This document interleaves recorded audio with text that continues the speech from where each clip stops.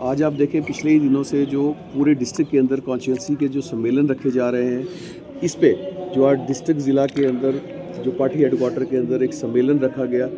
इसमें आज जो आप देखें हमारे एसटी के प्रधान चौधरी अब्दुल गनी साहब जो यहाँ के चीफ गेस्ट थे आज, और ख़ास इसमें जो मोदी साल के 11 साल बेमिसाल उनके जो प्रधानमंत्री बनने के बाद जो पिछली 60 साल की सरकारों ने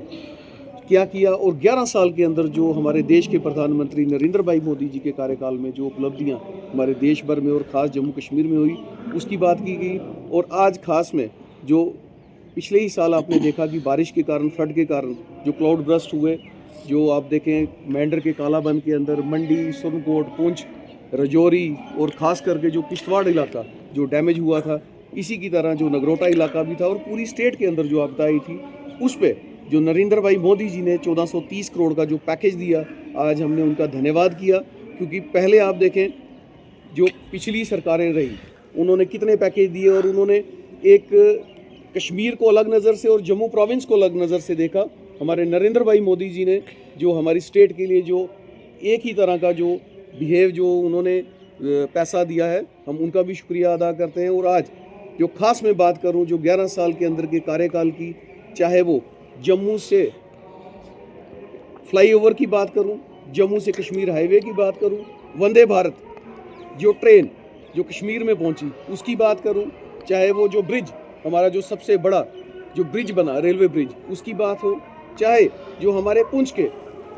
जो भाटा तुड़ियाँ टनल की बात हो, चाहे मैं कहूँगा आप काली तार के जो टनल की बात हो, ये जो उनके कार्यकाल के अंदर खास करके मैं कहूँगा जम्मू कश्मीर के अंदर जो उनके कार्यकाल में जो डेवलपमेंट हुई है, आप पिछले 60 साल को भी कंपेयर कर सकते हैं और इस 11 साल को भी कंपेयर कर सकते हैं। इसी में जो खास आज जो सम्मेलन रखा गया उनके कार्यकाल में जितना भी जो काम हुआ है उस पर बातचीत की गई और आने वाले वक्त में हमारा देश विकसित भारत कैसे बन पाए उस पर भी चर्चा की गई। और मैं यकीन से कहता हूँ नरेंद्र भाई मोदी जी के नेतृत्व में मानिए हमारा देश वो दिन दूर नहीं जब विकसित भारत होगा। और ख़ास आज मैं मीडिया के भाइयों का भी शुक्रिया अदा करता हूं कि जो हमारी बात जनता जनार्दन तक पहुंचाते हैं। और मैं इस मीडिया के वसादत से हमारे देश के प्रधानमंत्री नरेंद्र भाई मोदी जी से और गृह मंत्री अमित शाह जी और जेपी नड्डा जी जो हमारे हेल्थ के मंत्री हैं सेंटर के, उनसे ये ज़रूर अपील करूँगा क्योंकि हमारा जो ये बॉर्डर का इलाका है इसको बहुत एक ज़रूरत है गवर्नमेंट मेडिकल कॉलेज की। ये आपसे मेरी डिस्ट्रिक्ट पुंछ की तरफ से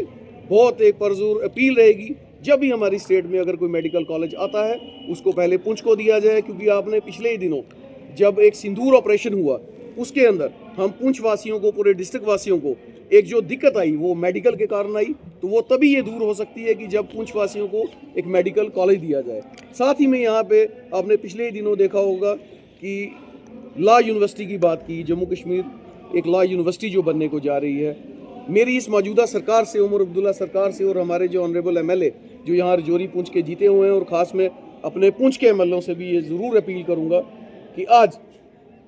वो वक्त आ गया है जो पहले नाइंसाफ़ियाँ पुंछ में होती रही हैं। आज हम सब की भी ये डिमांड रहेगी कि ये जो नेशनल लॉ यूनिवर्सिटी है वो पुंछ को दी जाए, क्योंकि पुंछ एक ऐसा इलाका है जिसमें उतना ही टाइम जो जम्मू वासियों को यहाँ आने को लगेगा और जो